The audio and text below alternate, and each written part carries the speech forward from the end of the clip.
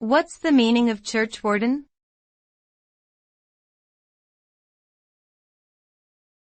Churchwarden.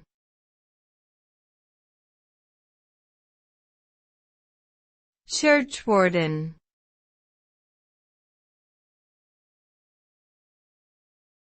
Churchwarden.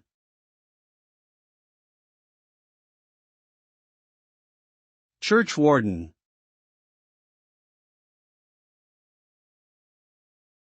Churchwarden is a noun that refers to a person who has responsibility for the maintenance and upkeep of a church building.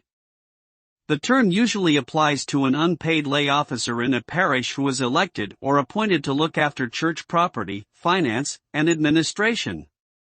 Churchwardens work closely with the clergy and serve as a liaison between the congregation and the bishop's office. They may also have certain legal responsibilities related to the church property. In short, a churchwarden is an important figure in the management and preservation of a church.